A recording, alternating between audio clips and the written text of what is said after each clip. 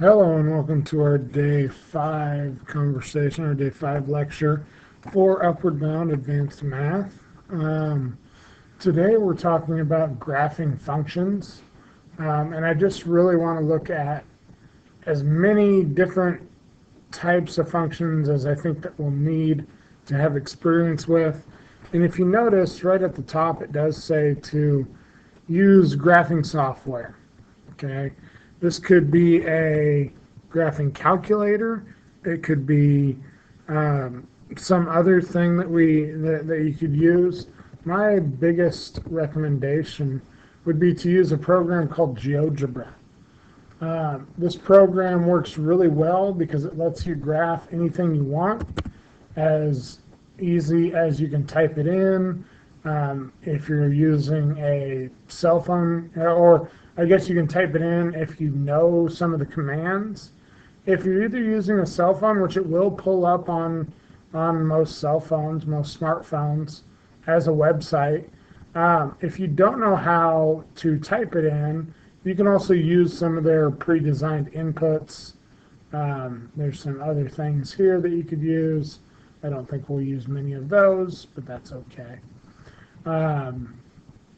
There's even some function presets also that you can use. This is a great tool to use for really anything that you could want to graph. This one in particular I like because not only can you do normal graphing stuff, but if you got into more geometric constructions, you could do it that way too. And then it also shows you a table of values once you have a function graphed. So let's go ahead and get started, and let's look at a couple of these. The first one just asks us to graph y equals x, and you probably don't need a graphing calculator for that, but it can be helpful at times, just to remind ourselves. So y equals x, we get a graph like that, and this does say to point out 2 points that are interesting, that you think are interesting. And on y equals x, I can't think of many, but we have 0, 0. So maybe we'll do it there, and maybe I like 3, 3. Okay. So the next one we have is y equals x squared.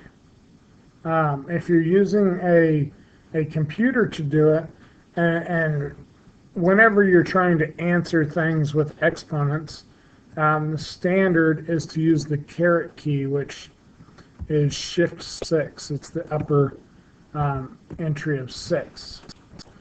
And so I want x squared. It looks like that. And all I want you to do in your notes is to graph it the best you can. Now, it might be helpful to have a couple of the points on there. I know that it goes through 0, 0, 1, 1, and negative 1, 1. And then also it goes through 2, 4, and negative 2, 4 as well. And then I'm off the graph. So graphing it as best you can. It is somewhat steep on this graph, so yeah. Again, just do the best you can and plot a couple points that you think are interesting. I'm going to stop using 0, 0 because for most of this front side, 0, 0 is going to be one of our points. Maybe I'll say this one's interesting to me, and so is this one over here. Negative 2, 4.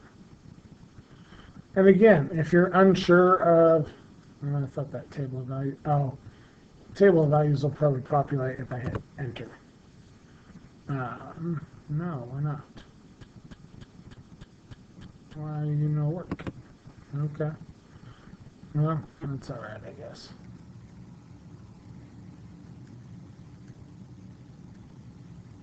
Oh, you can go there and create a table of values for whatever size you want. Okay. But I want to go back here because I want to keep using this one. And our next one, I think, is x cubed. So I'm just testing out all the polynomial functions first. all the varying degrees of polynomial functions. Oh, and I think that's going to keep my table. Yeah, okay. So let me. I didn't want to do that. Let's go ahead and delete it first, and then I'll set my table of values in a second. So I want x cubed, and I want to look at table of values. Let's start there. Let's start at, since it's just a table of values, we can start at whatever we want to. Maybe negative 20. And go to 20. So that's going to, it's going to take it's going to put a lot of values in there, but that didn't take anything, and it evaluates all those, it's really nice to have that table of values on hand. If you have a graphing calculator, you can get to a table of values as well pretty quickly. So I notice on my graph that just goes, its window is 5 to negative 5 on both x and y.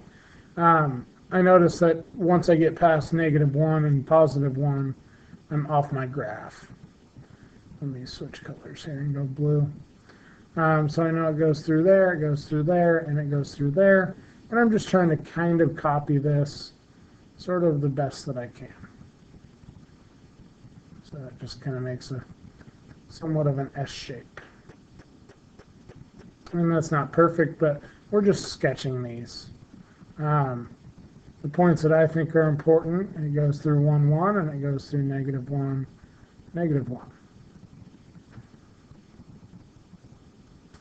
Okay, let's look at these others. X to the 4th. So that's the mistake you can make if you just backspace. I do need to the 4th.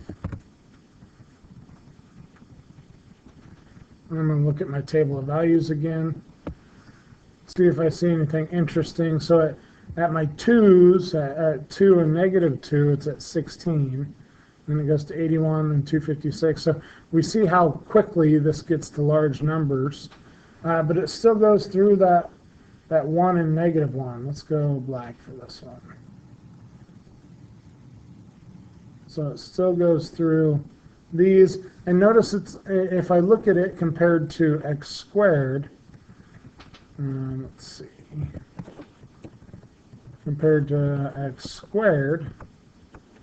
squared forms, I would say, more of a smooth transition here, more of an arching transition than, and if I look at that x to the 4th again, it's a little bit flatter through the 0 than x squared is.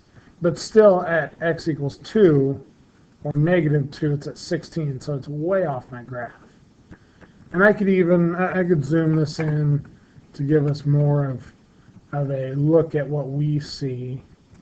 So this still shows, it shows me more vertically than horizontally, but that's okay. So there's my kind of 5 to negative 5, and my x values just kind of goes from 3 to negative 3. So that gives us a pretty good look. And again, I just want to try to kind of copy that. So I'm coming down here, really trying to flatten out. I'm going to redo that. Down here through this negative 1, really try to flatten out, and then go back up. Okay, and again, we can use our 1, 1 and our negative 1, positive 1. You could use 0, 0 if you wanted to, or you could label some. Maybe you wanted to label a point that was interesting. To me, the point 216 is pretty interesting. It's just not on my graph that I see. Okay.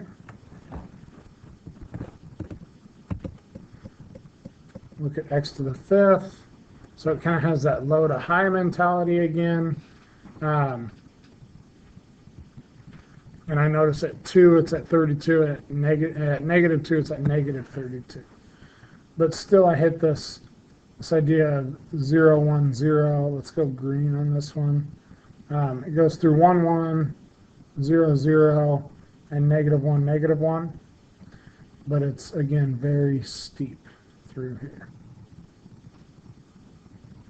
And I missed those points pretty badly. I'm going to try that whole thing again.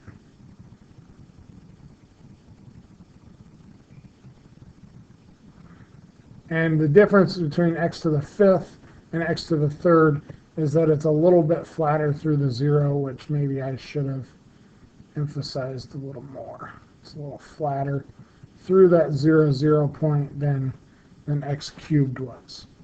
Okay? And I'll let you pick your 2 points again. I really like knowing the point 2, 32, rather than my 1, 1, 0, 0, and -1, -1. But what are three notable facts about the graphs above? I would say one of them is that when x is raised to an even power, and when x is raised to an even power, I would say that it starts and ends positive.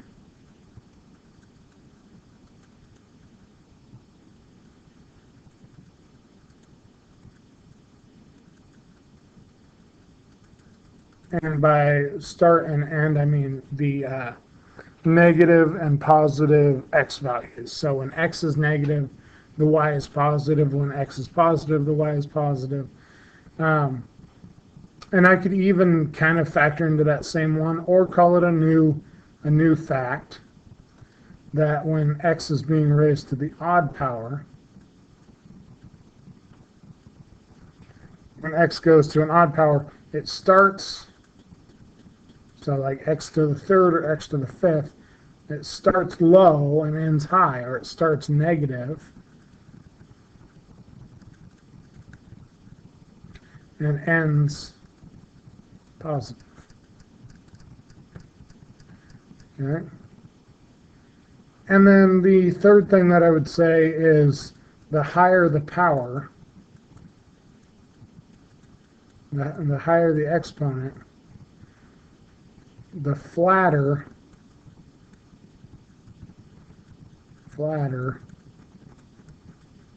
at 0, 0. But you could add in there that they all go through 0, 0. They all go through, they all go through 1, 1. And then it just varies whether they go through -1, 1 or -1, -1. Okay, and that's based on the even or odd. These two right here sum up what we call end behavior. Okay, and that's an important thing that we talk about when we talk about polynomial functions, is what happens at the ends. And you can really tell just by, is x being raised to an even power, or is x being raised to an odd power? But let's look at some combinations, because these were all pretty vanilla functions. They were all x to the 4th, x to the 5th. There was nothing else going on. What happens if we, I have 3 of them here for you to experiment with. I'm going to look at 2. What happens if we try something that we did in the day before, where we were doing some function operations? And let's try adding adding 2 functions. Let's go x to the 2nd, or x squared, plus x to the 3rd. We'll go pretty easy. So x squared plus x to the 3rd. And let's see what it, let me just get rid of this. Let's start a new one. X squared plus, oops. So that's another thing, if you noticed, when I hit plus, it put it up in the exponent. If I'm typing, I have to hit the right arrow, and then if you notice, my cursor is blinking at full height.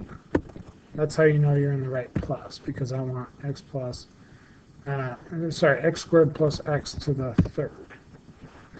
Okay, so we get some different little things happening here. I don't have my table of values. I need that. Let's go table of values, 20 to 20, that ought to be good. You kind of look at the right around 0. So this one I noticed at -1 it's 0, and at 0 it's 0. So those are some important points that I should probably graph here. So at -1 it's 0, and at 0 it's 0. And it kind of goes up in the middle there, but it still starts low. This graph starts low and ends high. And I guess another point that, well, we have two more that'll fit on our graph. -2, 4. -2, -4. And +1, +2. So here at 1, 2. And so trying to kind of sketch this graph, it goes up. Oops. Goes up, past that, back to that, and up here. And try to draw it a little bit smoother. My field of kind of containment here on my writing pad is altered because I'm only half screen, but it looks something like that. A little bit smoother, but something like that. And what are some things that you notice out of this? Well, I noticed that it starts low and ends high. So end behavior wise, it took on the characteristics of end behavior of x to the third power. And that's always going to be the case, that end behavior is based on your highest exponent on your variable. So we call that the highest degree, or we call that degree being the highest exponent that we have. That starts low and ends high. That's a factor from an odd exponent. Okay, and we can try multiplication. We can try division, but I'm actually going to leave that. That would be an okay one to try. I'm actually going to go with composition. I'm going to look at here. I'm going to look at let's go green. Let's look at x squared composed with x to the cubed, or x to the third power. And I guess more straightforward, I'm going to look at x squared, and look at it this way. This is kind of backwards.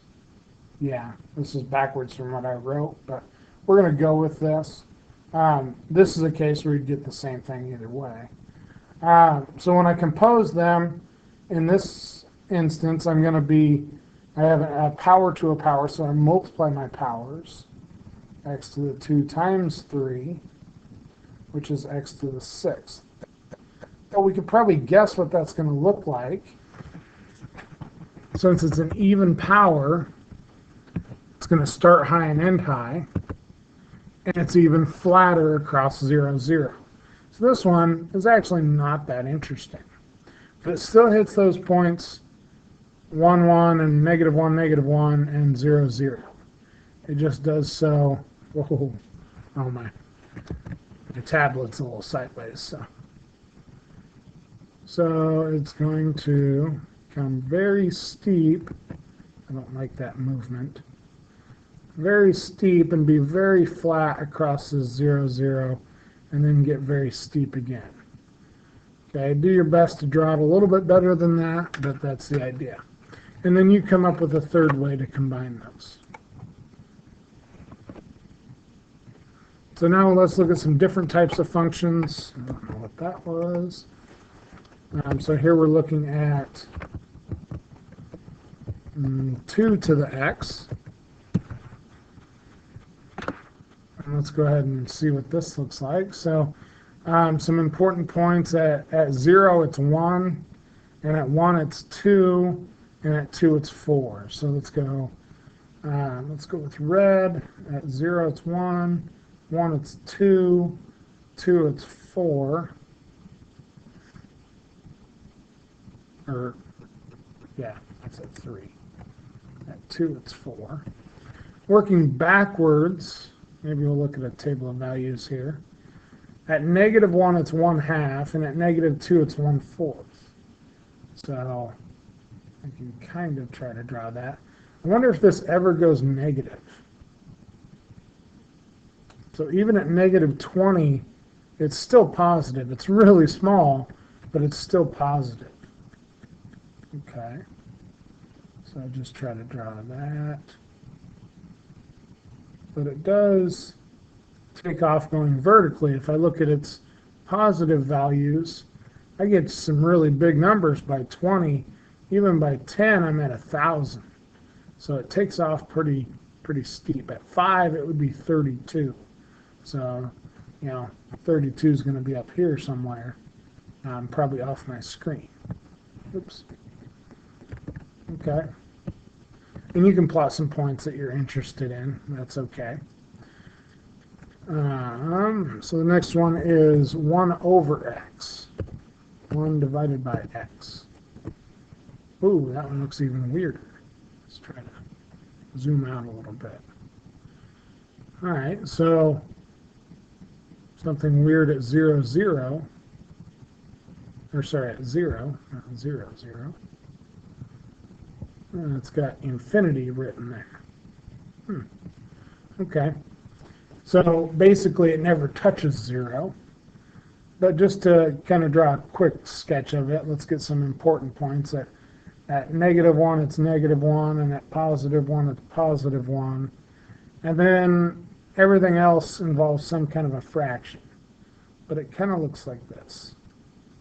If I wouldn't have totally messed that up. So it kind of looks, I don't like that either, dang. So it kind of looks like this. It goes there to there. And this is almost like a 2-part function. And it mainly all kind of comes from the fact that my x can't be 0. I can't divide by 0. So what do I get? When I put in positive numbers, like 2, 3, and 4, when I plug in 2, 3, and 4, I get 1/2, 1/3, 1/4. So I'm getting smaller and smaller numbers, but never 0. When I plug in like decimals, like 1/2, 1/1/2 is 2, okay, and so on and so forth. Same thing happens in the negative side. So that's kind of a cool graph. Let's look at log. Log is a mathematical function that we'll probably talk about later, but it's right here. They call it log 10 because that's the standard log. Okay, so this one, and we can look at our table of values, but just looking at it, it looks like it kind of comes from 0 and slowly grows.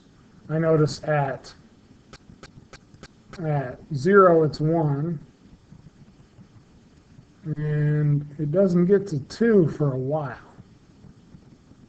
Sorry, at 1 it's 0, and it doesn't get to 1 for a while.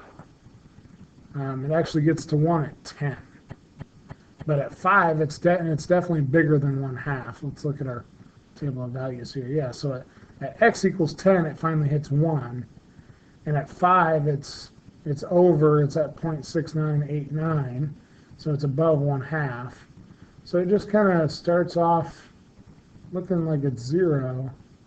And then it's a little too much. It's a little too steep, I guess. But it takes a long time to finally get to 1. Okay. And then it says at 0, it's undefined, or it says negative infinity, and then question marks on here for negative x values. That just means it doesn't work. Okay. All right, let's go ahead and move on. I have square root of x. What am I doing? Wrong buttons.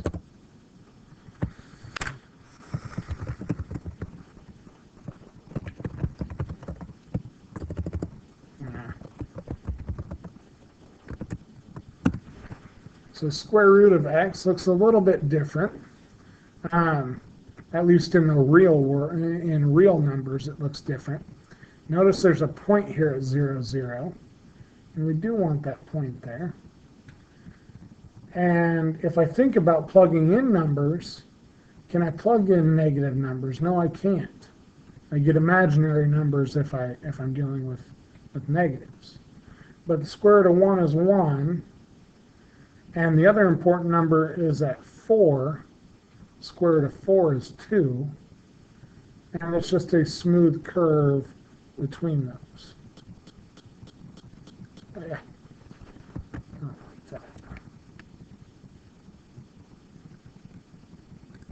Takes off that way. This is a function that you don't really talk about end behavior with because it doesn't have a negative end behavior. As x is negative, it doesn't exist. But if you had to talk about its end behavior, you'd say as x gets positive, it goes positive. All right, let's look at the third root of x. For that one, we're going to need to use what they have here. I'm hoping. Oh yeah, right here. So we need the little box, the root symbol, and the other little box. So we want the third, it's hard to see, the third root of x kind of looks like square root of x, but it has a negative side because we can take third roots of negative numbers. Kind of looks like x cubed somehow, but a little bit messed up, I guess. Like sideways form of x cubed. And that's actually what it is. So it comes here, makes our little S shape, and then grows this way. And you can look at the table of values and tell some other numbers. Here's kind of a, I'm not going to say a standard one, but an interesting one. I'm going to go x plus 1. I'm going to put that in parentheses. I didn't want that. X plus 1 over x. Oh, so this is another one of those two-part ones. That looks a little odd. Where do I see any real kind of numbers? Let's look at a table of values, I guess. At 0, it shows infinity, so it never touches 0. At negative 1, it's 0. And at 1, it is 2. So at 1, it's 2. And at negative 1, it's 0. And it sort of grows to some random point in the middle here. This is another kind of horizontal line that it'll never touch. And I think that's 1, right? Yeah, so it'll never touch 1 on either side. So that's kind of its converging point there. And it'll never touch 0 vertically. Yeah. So we get something about like this.